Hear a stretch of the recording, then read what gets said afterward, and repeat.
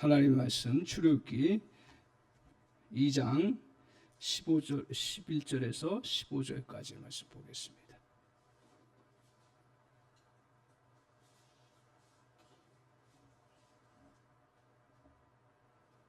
출애굽기 2장 11절에서 15절입니다.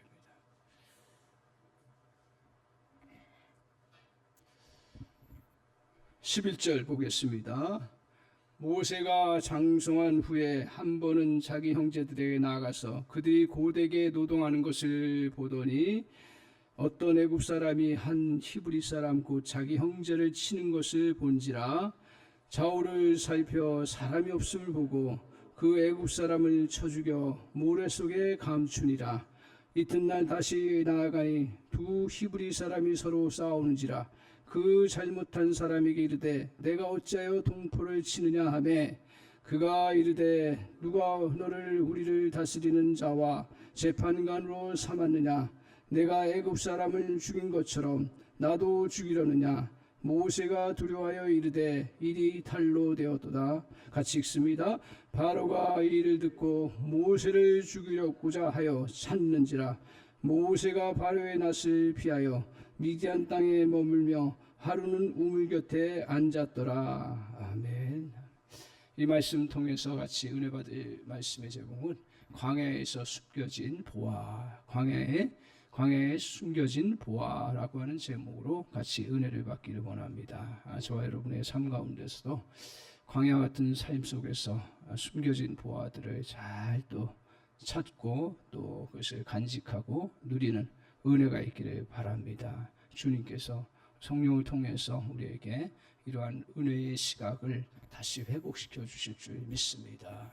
믿음의 눈으로 저희들이 그것을 바라보면서 주님이 주신 말씀을 통해서 광야에서 숨겨진 보화 잘 우리가 각자의 삶 속에서 또 교회 공동체 속에서 발견하고 또 이것을 누리면서 살아가는 복된 삶이 되시기를 주님의 이름으로 간절히 축원합니다.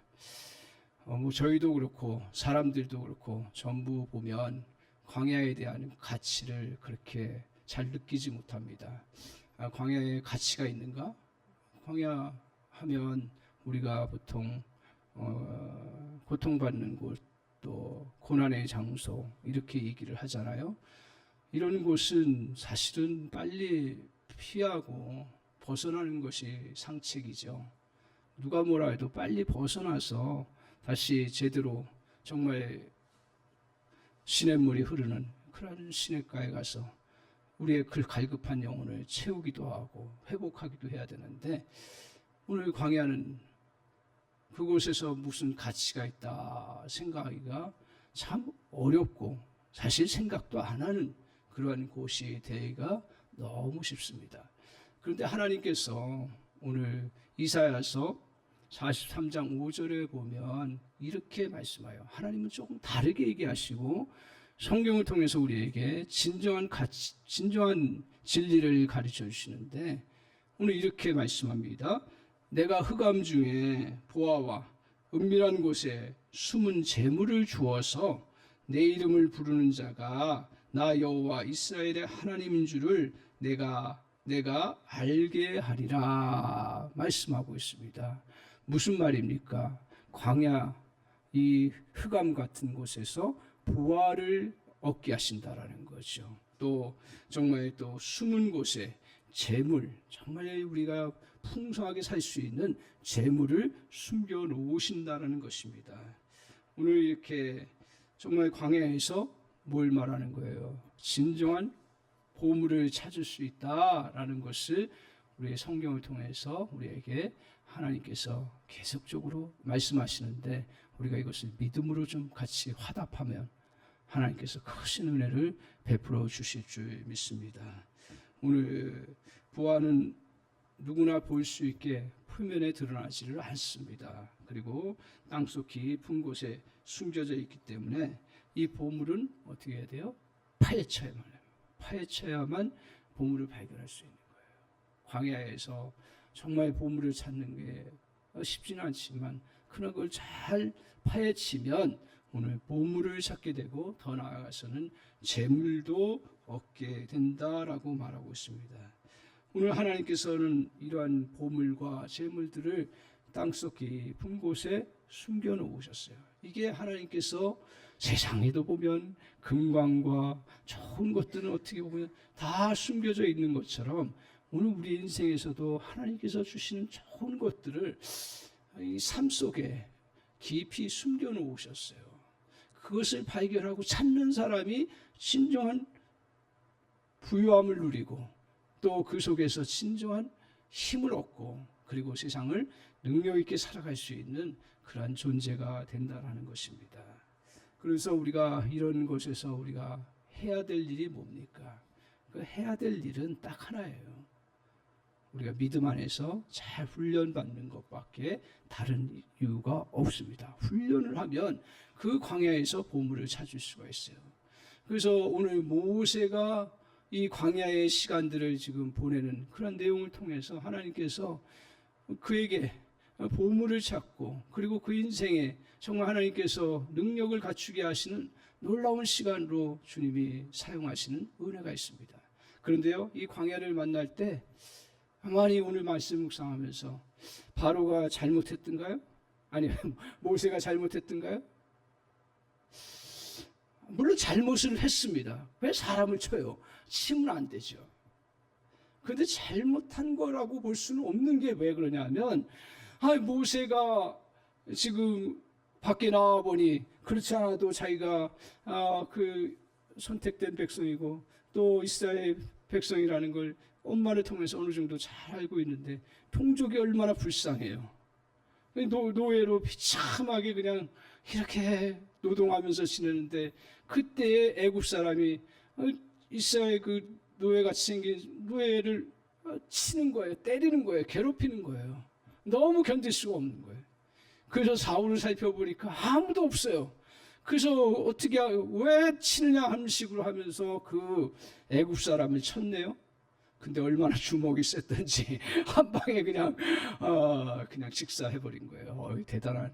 하여튼 이렇게 사람이 일이 꼬이려면 모세같이 꼬여요. 자기가 뭐 사람 죽이려고 했겠어요. 그냥 너무 자기 동족이 불쌍하니 한번 이거 좀 도와줘야겠다는 마음, 또 울분도 일어나고 그래서 그걸 막으려고 쳤는데 죽었어요. 감췄어요. 그래서 좀 괜찮은 줄 알았지요. 근데 세상에 비밀이 어디 있습니까? 그것도 또 나중에 또 나아가서 또 살펴보니 그래도 자기 동족 살펴보면서 얼마나 또 고생 노동하는가, 어떻게 하면 조금 덜 그 노동을 경감할까, 뭐 이런 생각하면서 나아가는데 아니 이게 보니까 또 이게 동족끼리 싸우네요. 지금 노예 생활하기도 힘든데 싸우고 있는 거예요. 그러니 그거 뜯어 말리면서 그러면 안 된다 그랬더니 사람들은요 자기 잘못을 지적하면요 거꾸로 공격해요.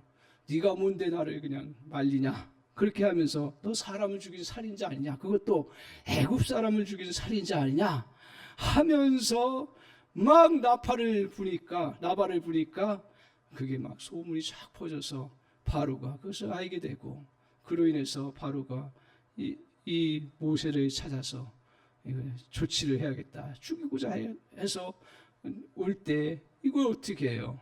그래서 그때 모세는 어쩔 수 없이 그 왕궁을 떠나서 성처 없는 멀리 미디안 광야까지 가게 되는 그러한 시간들을 보냅니다. 한순간에 왕자에서 그 영광스러운 자리에서 한순간에 저 밑바닥, 이것만큼 극과 극이 어디 있겠어요? 인생에 있어서 이런 때를 만나보시나요?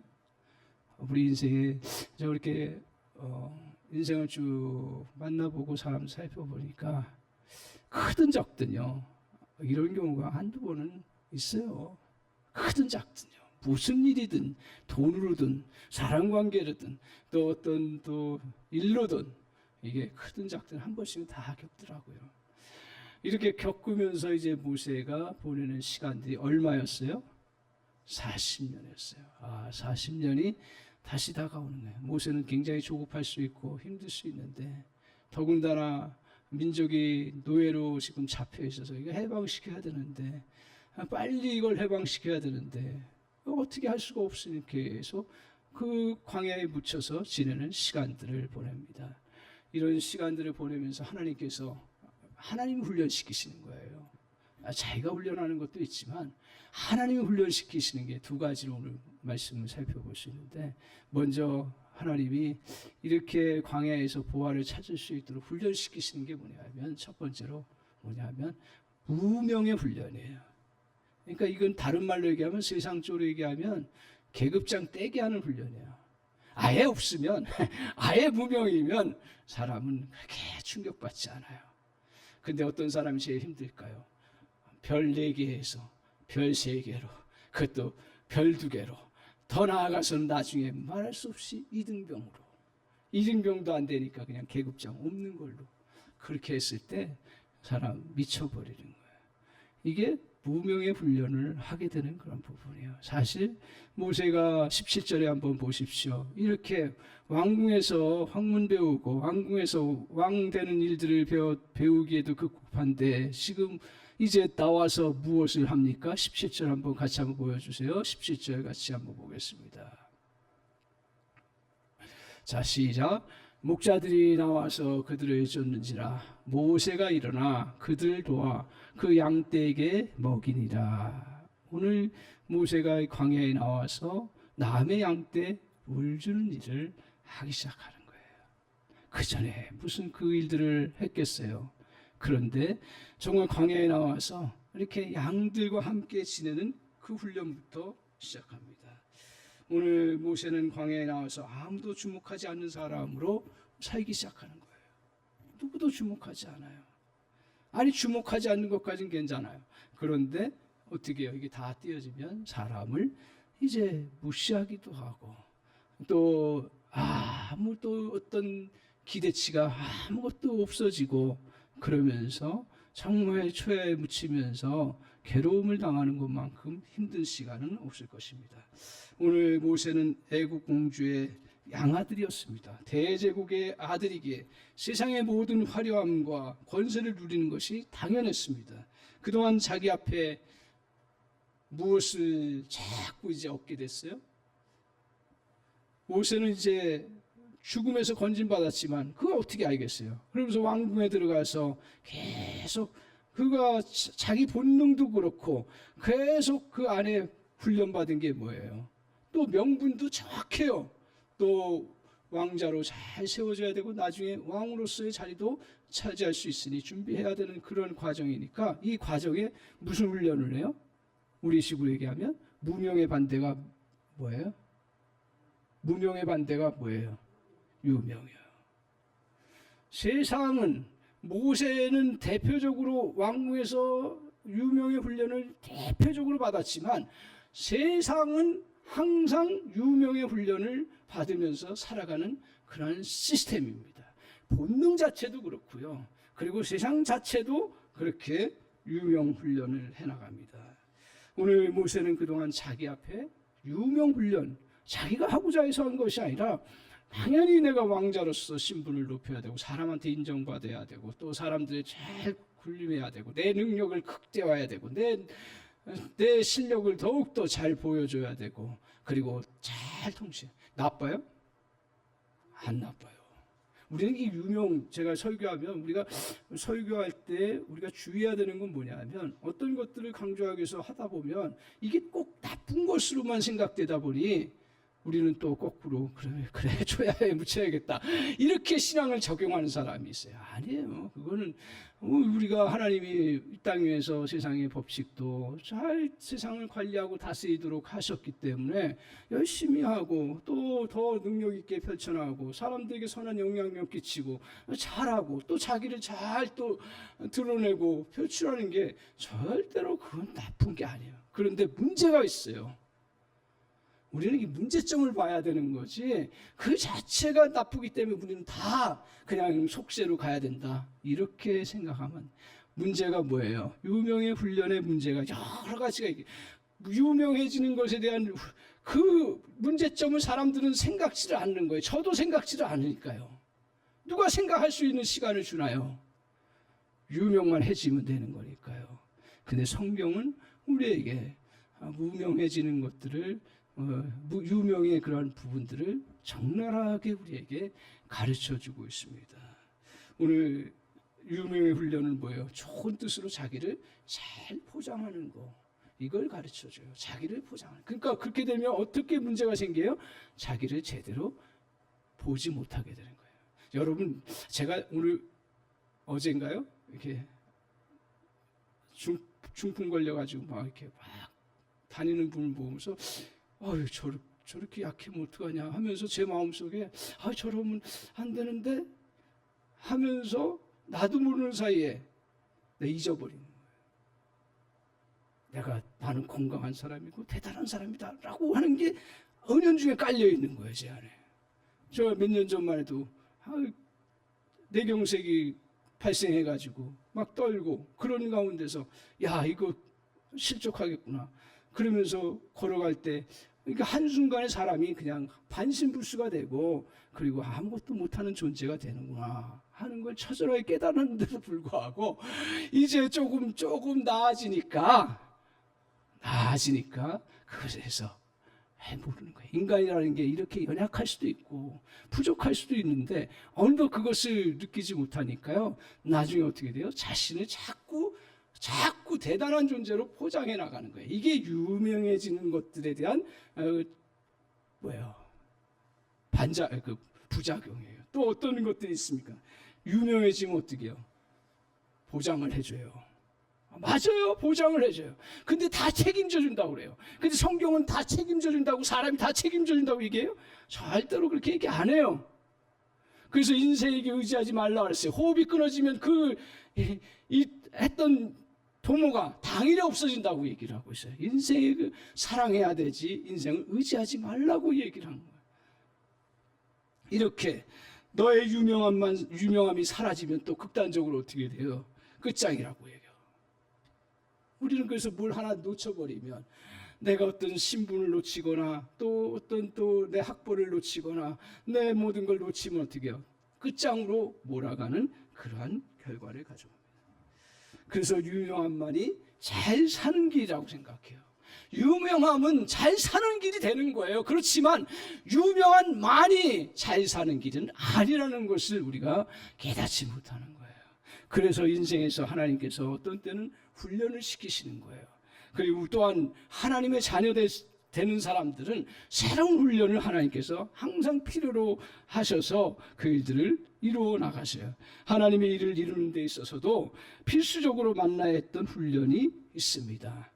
이 미디안 광야에서 양떼를 먹이는 목자로 바뀌면서 무명이라는 훈련을 하듯이 우리에게 무명의 훈련을 하기 시작하는 거예요.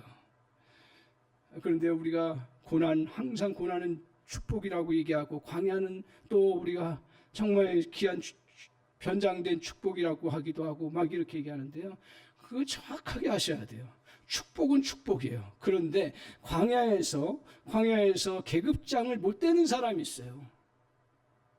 광야에서 계급장을 떼야 되는 거예요. 근데 떼지 못하는 거예요. 그래서 내가 예전에 대접받던 사람인데 나를 무시하면서 자기 안에서 못 견뎌하는 거예요.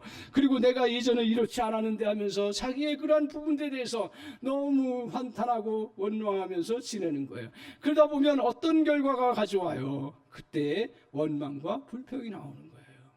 그걸 실질적으로 보여줬던 게 뭐예요? 모세하고 그 같이 나왔던 사람들의 다른 점이 뭐예요? 모세는 40년 동안 이 광야 훈련을 받으면서 자기의 계급장을 떼기 시작한 거예요.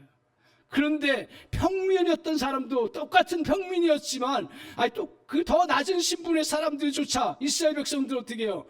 광야에 나와가지고 어떤 얘기했어요? 늘 자기들 예전에 애굽에 있었던 그때를 그리워하면서 거기서 고기도 먹고 거기서 내가 그래도 노동했어도 이렇게 고통스럽지는 않았었는데 하면서 늘 어떻게 했어요? 원망하고 불평하는 그런 시간들을 가진 거예요. 그래서 저는 그걸 보면서 정말 높아졌던 사람만 그 불평하고 계급장을 떼지 못하는 게 아니라 별만 계급장 떼지 못하는 게 아니라 상병, 병장도 계급장을 못 떼는구나. 다 떼야 되는 거예요. 다 떼야 되는 거예요. 그래서 오늘 하나님의 훈련 속에서 그들은 보화를 발견하기보다는 그것을 애굽으로 돌아가는 게 낫다고 하면서 평생 입술로 범죄하다가 광야에서 주저앉아 죽고 말았습니다. 광야에서 계급장을 떼지 못하면 광야는 나를 빚는 훈련소가 아니라, 잘 기억하십시오, 나를 가두는 감옥이 된다라는 거예요. 어떤 사람에게는 훈련소가 되는 거고요, 어떤 사람에게는 감옥이 되는 거예요. 근데 우리는 주로 그것을, 광야를 감옥으로 생각하고 그렇게 살아가요. 이렇게 설교하는 저에게도 그럴 때가 얼마나 많은지 몰라요. 그러나 주님이 성령께서 함께 해주셔서 광야가 정말 감옥이 아니라 저 여러분을 훈련시키시는 훈련 장소라는 것을 우리가 영적으로 다시 눈을 뜨는 은혜가 있기를 바랍니다. 그래서 내가 정말 광야 같은 곳에 나와서 힘든 시간들을 보냈지만, 그러나 하나님께서 이곳에서 나를 훈련시키고 인도하는 것이라는 것을 나아가도록, 그렇게 우리의 믿음을 가지고 주님 앞에 순종해야 될 줄 믿습니다. 오늘 계급장을 스스로 떼어낼 때 비로소 광야는 부활을 캐내는 축복의 땅이 됩니다. 무명의 훈련은 한때 유명했던 모세를 무명의 인사로 서도록 합니다. 모세의 신부는 왕자였고 최고의 학벌과 학식을 가진 자이며 그의 양부모는 전 세계를 지배하는 왕을 아버지로 모시고 있었습니다. 자신이 명령하면 누구도 벌벌 떨 정도의 권력이 있었던 자입니다. 세상에서 두려워할 대상이 없는 유명한 사람입니다. 이런 모세가 무명의 훈련을 받습니다. 애굽에서 모든 계급이 하나씩 떼어지기 시작합니다. 왕자의 신분 뗐습니다. 권력의 아들이라는 이름도 뗍니다. 세상으로부터 존경받던 것도 다 뗍니다. 어떻게 보면 그에게 오히려 모욕과 치욕의 부분들이 더 그를 힘들게 하는 그러한 시간들을 갖습니다.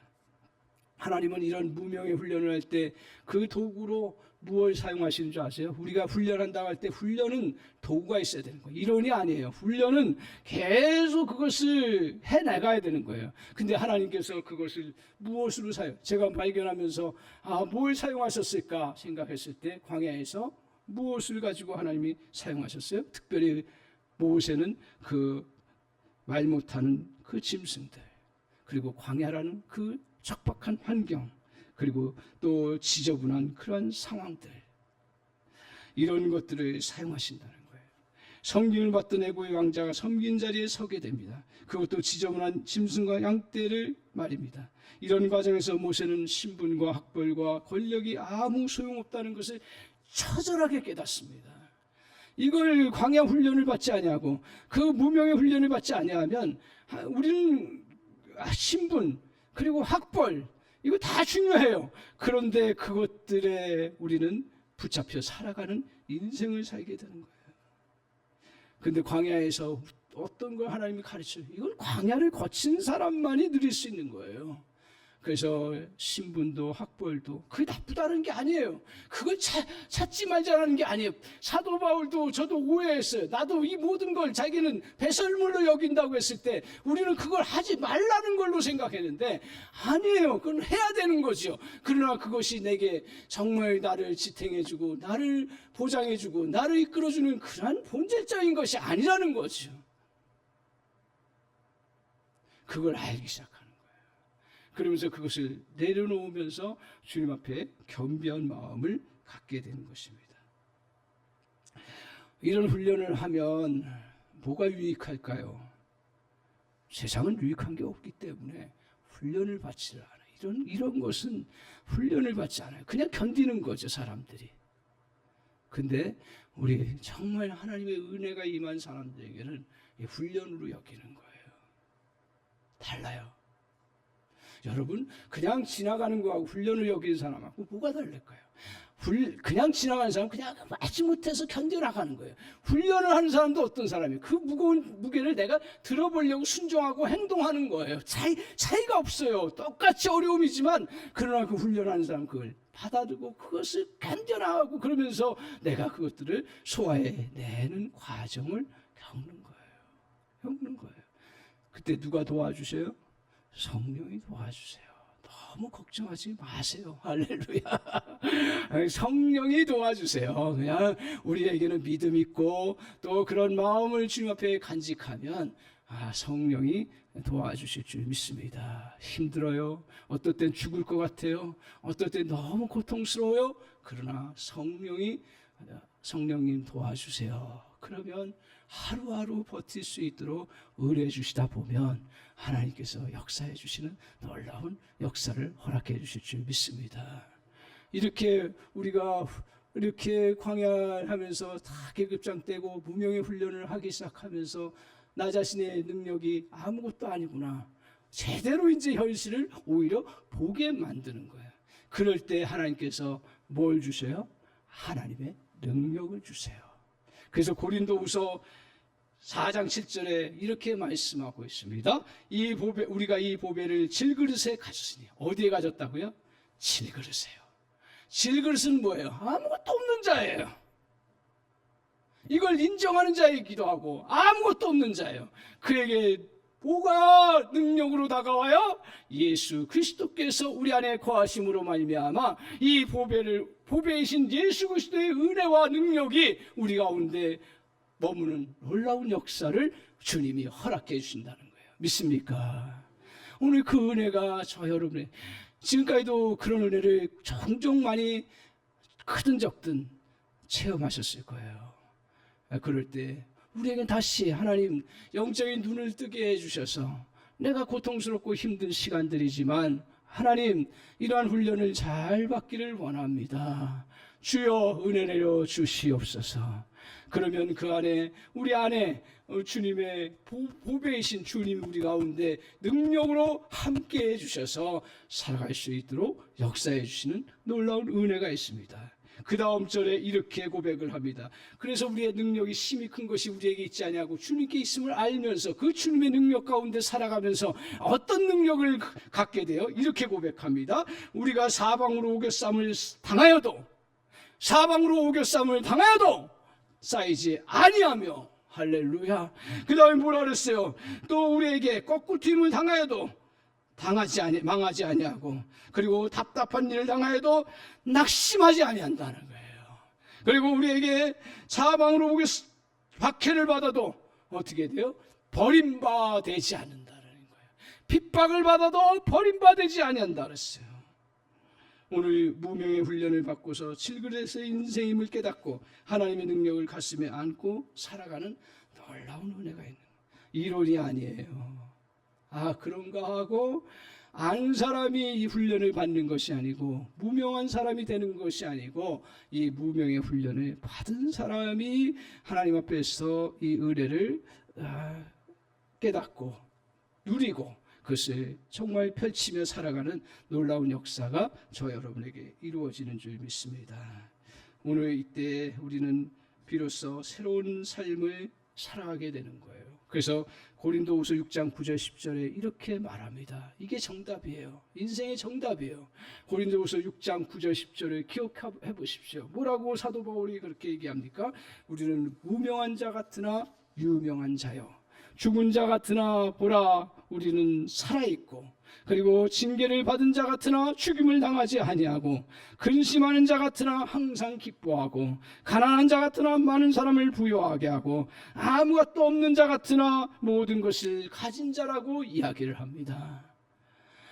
오늘 끝에서 보면 모든 것들 갖지 못한 자 같이 보여요. 그러나 모든 것을 가진 자라고 그렇게 사도 바울이 고백하는 그 영적인 은혜, 이 영적인 은혜뿐만 아니라 삶 가운데서도 그런 은혜로 그가 정말 주님 앞에서 살아갔던 그 고백을 믿음 안에서 이렇게 우리에게 말씀하고 있습니다.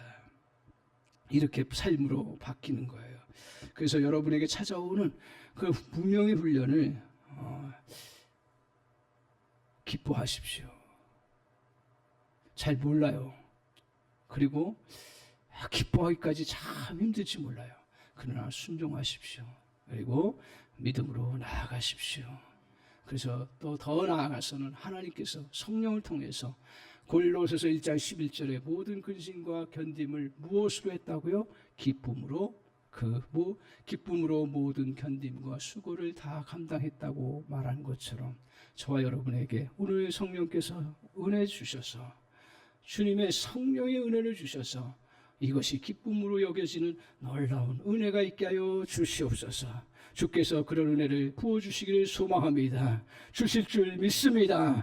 아멘으로 주님 앞에 우리가 고백할 때 주께서 이러한 은혜를 주셔서 정말 이 어려움 속에서 탄식하는 자 같지만 그러나 주님 앞에 기도하는 자요, 공고한 속에서 정말 절망하는 자 같으나 그 속에서 소망을 갖는 놀라운 역사가 저 여러분에게 펼쳐지는 줄 믿습니다.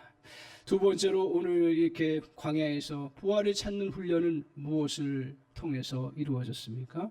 기억하십시오. 그것은 불편함의 훈련이에요. 불편함의 훈련. 세상은 다 어떻게 나가게 돼 있어요? 세상은 다 편리함으로 나가게 돼 있어요. 역사도 그렇게 편리함으로 나가게, 인간 본능도 편리함으로 나가게 되어 있어요. 지금 현대인들은 역사상 어떻게 보면 앞으로 더 또 편리해질 수도 있겠죠. 그러나 지금 현대인들은 역사상 가장 안전하고 편안한 시대를 살고 있습니다. 하물며 대한민국은 하나님께서 참으로 그 옛날에 그 6.25 때와 70년대 80년대 그 어려운 때를 겪으면서 그렇게 기도한 대로 저는 그걸 제가 많이 봐왔고, 저도 그 청소년 때지만 그렇게 같이 참여한 때가 있었는데 얼마나 우리 그 기도하고 부르짖었는지 몰라요. 정말 하나님 이 땅을 축복해달라고, 우리를 부여하게 해달라고, 30배 60배 100배로 해달라고 그렇게 끊임없이 그 기도했던 것이 어느 순간인가 이렇게 이 나라의 가장 편리한 시대로, 가장 편리한 시스템으로, 가장 또 정말 우리에게 모든 것을 다 갖추는 그러한 시대로, 그래서 전 세계에 나가서 서울만큼 편리한 시대 그런 곳이 있냐라고 했을 때 어디도 없는 거예요.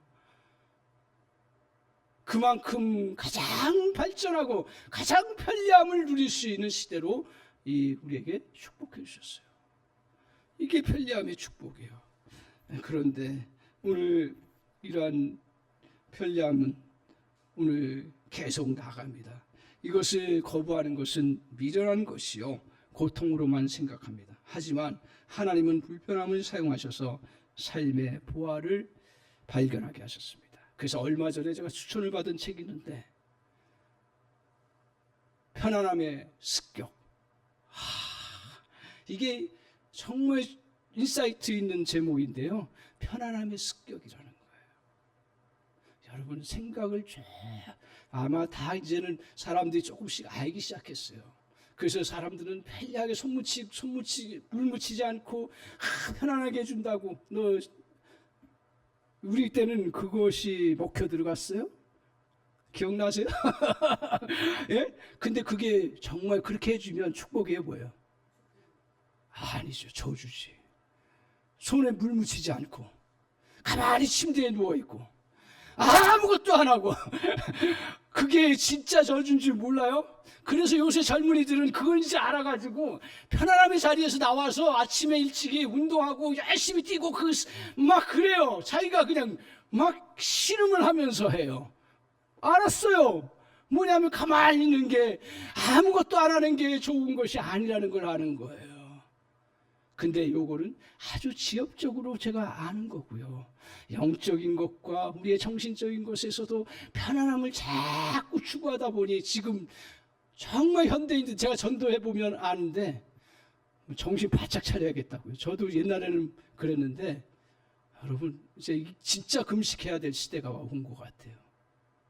한 번씩 가끔 합시다. 저하고 먹는 거 금식하는 거 이제 그건 개인적으로 또 해야 되고 그때도 있어요. 근데 스마트폰 금식을 해야 돼요. 다 이거 보고 있어요. 다 이거 보고 있어요. 얼마나 편해요? 여기서 다 좋은 거예요. 뭐 기도하러 30분 가자 그러면 죽을 듯이 막 그냥 막 그래요. 근데 이거 스마트폰 쇼트 보면 30분 1시간 가요, 안 가요? 가시오. 편안한 게 그걸 다 제공해 주니까 빨리 제공해 주니까요. 이게 사람들 심리에 딱 맞은 거예요. 제가 쇼트 나왔을 때 야 저게 과연 저거 가지고 되나, 저렇게 빨리빨리 들어가지고. 근데 지금은 다 뭘 봐요? 쇼트를 보는 거예요. 거기에 엑기스가 들어가 있으니까요. 그래서 그렇게 사람들은 편안함을 추구하면서 나갑니다. 오늘 그래서 우리에게 성경을 통해서 주님께서 가르쳐 주시는 것 중에 하나가 불편함은 극복해야 할 적이 아니라 우리가 성장하기 위해 찾아야 할 우리의 친구라는 거예요. 어떤 때는 편안함이 우리의 삶을 습격하기도 합니다. 그래서 지금은 어떻게 해요? 편안함만 추구해 보세요. 비만이 오게 되죠. 만성 비만이 오게 되고, 그 정신적으로 편안함만 추구해서 무기력이 오죠. 그래서 직장 다니지 않는 사람들이 은퇴하고서 가장 힘든 게 뭐냐고 물어보니까 사람들이 할 일이 없다라는 거예요. 그래서 결국 어디로 가냐? 무기력으로 가요. 또 정신적으로 싸워나가지 못하고 치열하게 살아가지 못하면 어떻게 해요? 우울증에 습격을 당하는 거예요. 현대인들이 우울증에 습격을 당하는 거예요. 옛날에 자식 4, 5, 6, 7 시댁 뭐 이런 때 여자들이 정신병 걸려서 죽은 사람 봤어요? 물론 그때 학대받아서 그런 경우도 있어요. 학대받아서. 그런데 그게 뭐 그냥 자기 안에서 우울증 걸려가지고 죽을 수 있는, 우울증 걸리지는 않아요. 우울함이 옵니까? 그러면 막 일을 해보세요. 거꾸로 미친 듯이 뛰어보세요. 10km, 100km 뛰어보세요. 편안함의 습격이에요. 모세에게 철저하게 불편을 통해 이제 역사를 이루어 가는데요. 하나님께서 은혜를 주셨어요. 모세 히브리서 12장, 11장 25절에 이런 은혜를 주셨어요. 뭐냐면 하나님의 백성과 함께 고난받기를 잠시의 낙을 누리는 것보다 더 좋아하고 라고 했습니다. 모세가 다시 돌아가려면 뭐 방법을 통해서 다 할 수 있겠죠. 그러나 오늘 모세는 계속 40년 광야 생활을 그대로, 제가 보면서 다시 성경에 그거 기록 안 나와 있어요. 근데 묵상해 보면서 하나님께서 율법도 주셨고 모세 때 다 이루었잖아요. 나라 조직도 세웠죠. 모세 때 또 어떤 것을 이루었어요? 또 하나님의 율법도 주셨죠. 모세 때 어떤 걸 또 이루었어요? 제사 그 법칙과 제사 그 관련된 예배하는 모든 기구들 다 만들었죠. 그리고 시스템, 그 사회의 조직 시스템 다 만들었죠. 하나님이 주신 거예요. 전부 다. 내가 보내. 근데 그 그릇을 준비했던 거예요. 받을 수 있는 그릇이 돼야 준비가 돼요. 모세가 능력이 있다고 생각하지는 않아요. 마찬가지예요. 그러나 그가 이 훈련을 하면서 그 그릇을 준비했더니 하나님이 그렇게 다 주신 거예요. 그게 다 어떤 거예요? 오늘 불편함을 감내하겠다고 하는 그러한 가정 속에 불편의 훈련을 통해서 오늘 모세는 애굽의 궁에서 편리함에 익숙한 것들을 내려놓습니다. 애굽에서는 식사도 가서 먹기만 하면 됩니다. 그리고 옷도 화려한 옷만 입으면 돼요. 어디를 가도 편리합니다. 어디에서나 하인들이 있어서 손 하나 까딱 안 하고도 무엇인지 할 수 있습니다. 오늘 이렇게 모세가 훈련을 해나갔습니다. 이렇게 훈련하면서 여러 가지 은혜를 주셨는데 그것 중에 참 큰 은혜가 뭐였을까? 모세가 자기 동족의 불쌍함도 보고 억울함도 보고 막 그랬지만 그 안에 모세에게는 어떤 마음이 있었을까요? 나라를 빨리 독립시켜야 되는데, 회복시켜야 되는데, 이 백성이 이런 마음을 가지면 안 돼. 이거는 저의 해석입니다. 참고예요. 저의 해석이에요. 그런데 그런 마음 가질 수 있었겠다라고 생각하는 거예요. 그래서 정말 자기 때에 내 방식으로 해야겠다 생각하고 해왔던 거죠. 근데 40년, 여러분 40세 40년이면 뭐 옛날 얘기로만 생각하면 뭐 그런가 하는데 요새 얘기로 해보니까요, 보통 일이 아닌 거예요. 지금은 어떻게 보면 80세 일할 수 있는 그런 시기로 이제 가고 있잖아요. 오히려 그런 걸 생각해 보면 그때 당시에 40년이라는 세월은 적은 세월이 아니에요. 그러면서 훈련하는 게 뭐예요? 하나님의 시간 타임을 기다리는 거예요. 기다리는 거하고 그냥 포기하는 거하고 뭐가 달라요? 예? 희망이 있어요. 또 어떤 게 있어요? 기다림 속에는 준비하지요. 그죠? 그리고 기다림 속에는 내가 해야 될 일들을 하는 게 기다림이에요. 그죠? 모세는 40년 동안 똑같은 광야에 있었지만 저는 이 말씀 보면서 기다렸구나. 그리고 하나님의 때를 생각하고 하나님께서 일하신 때를 그는 바라보면서 그 40년의 시간들, 그 불편함 속에서 계속 지내면서 해야 될 일들을 하는 그런 은혜를 그가 누리면서 살아갔던 거예요. 그 은혜예요. 자기가 하고 싶다고 해요? 안 해요. 하나님의 은혜예요. 은혜예요, 그것도. 그래서 그렇게 은혜를 누리면서 40년의 훈련을 해나갑니다. 그래서 광야에서 철저히 배운 결과 하나님의 때를 기다릴 줄 아는 사람이 되었습니다. 그래서 오늘 27절에 이렇게 고백합니다. 히브리서 11장 27절에요. 믿음으로 애굽에서 떠나 왕의 노함을 무서워하지 아니하고 곧 보이지 아니한 자를 보는 자 같이 하여 참았으며. 그러니까 누구를 보면서 견뎌나갔다고요? 우리 주님을 바라보면서 그 일들을 다 감당했다라는 거예요. 신앙이 결국 뭡니까? 저와 여러분의 삶 가운데서 결국 하나님 바라보고 나아가는 거예요. 오늘 그런 어려운 일을 만났을 때 그가 혈기 부리지 아니하고 기도하며 하나님의 때를 기다렸습니다. 하나님의 때가 되자 놀랍게 주님께서 사용하십니다. 엄청난 일을 하십니다.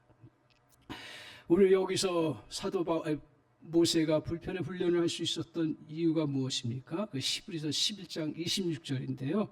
이렇게 얘기합니다. 그리스도를 위하여 받은 수모를 애굽의 모든 부하보다 더 큰 재물로 여겼으니 이는 상 주심을 바라봄이라. 그러니까 모세가 오늘 그리스도를 위하여 수모를 애굽의 모든 부하보다 더 큰 재물로 여겼다. 왜? 하나님께서 더 큰 상을 주신다. 그래서 로마서 8장 18절에 말씀하시기를 이렇게 말합니다. 생각하는 건데 현재의 고난은 장차 우리에게 나타날 영광과 비교할 수 없도다. 좋게 비교할 수 없도다 라고 말씀하고 있습니다. 오늘 우리는 장차 이루어질 영광을 사실은 구체적으로 모를 수가 있습니다. 몰라요. 그렇기 때문에 중간중간 우리가 낙심하고 포기할 때가 많아요. 그런데 오늘 우리의 성령은 우리를 도와주신다고 했어요. 보이지 않는 영이시지만 주님의 성령의 도움을 구하면서 성령님 이거 어떻게 해야 됩니까? 구하고 나아갈 때 그게 마음속으로 구하거나 또 시간을 내서 구하거나 어떤 방편으로든 주님 앞에 성령으로 구하면 성령께서 어떤 은혜를 주시냐면 이런 은혜를 주세요. 뭐냐 하면 그래 그 보화가 더 크다. 그렇게만 얘기하지 아니하시고 뭐라고 얘기를 하냐면 사람에 따라서 다른데 어떤 때는 저 보화가 너무 커요. 이 하나님 주신 상은 크게 안 보여요. 그때 성령 안에서 기도하기 시작하면 어떤 마음을 주시냐면 그건 상대가 안 돼. 현재 나타날 영광은 현재 영광은 장차 나타날 영광과 뭐예요? 비교할 수 없다. 이 말씀 그대로 성령께서는 우리 오늘 현대적인 용어로 또 사람마다 다 다르지만 그런 감동으로 우리에게 역사해 주세요. 그런 소리가 안 들려도 우리의 마음속에 그래 하나님의 상급이 더 크지 할렐루야 그걸 보게 하셔요. 그래서 우리 기도할 때도 뭐라고 기도하라고 하냐면 네가 은밀한 중에 기도하라고. 그러면 그곳에서 하나님께서 누구의 상을 주시겠다고요? 아버지의 상을 주시겠다고 하셨어요. 사람 앞에서 보이는 거 잘해야 되죠. 그러나 오늘 사람 앞에서 기도하면 그건 자기의 상을 얻는다고 그랬어요. 자기 상 얻어요. 그러니까 사람들이 거기에 빠져들어가는 거죠. 그런데 자기의 상과 하나님의 상 어느 게 큰가요? 할렐루야. 유치원생 질문 어느 게 큰가요? 믿습니까? 믿습니까? 믿습니까? 오늘 그 은혜가 저와 여러분의 성령께서 그 일들 당할 때 비교가 되지요. 계속 비교가 되지요. 그때마다 주님, 우리에게 성령님 저에게 말씀해 주세요. 상대가 안 된다고. 그리고 주님의 그 영광이 더 크다라는 걸 보게 하여 주시옵소서. 오늘 이런 마음을 가지고 주님 앞에 나아갈 때 주님께서 저 여러분에게 우리에게 영적인 것, 인간관계, 환경, 건강, 물질 등에서 광야의 삶을 우리는 맞이합니다. 이때 하나님은 우리에게 무명의 훈련과 불편의 훈련을 하게 하셔서 자신을 발견하게 하시고 하나님의 풍성하게 하심을 누리게 하는 축복을 주시고자 하십니다. 하나님이 우리를 위해 보내주신 광야의 훈련을 잘 감당함으로 광야 속에서 주시고자 하는 보물을 저와 여러분이 누리는 그런 복된 백성 되시기를 주님의 이름으로 간절히 축원합니다. 아멘. 기도하겠습니다.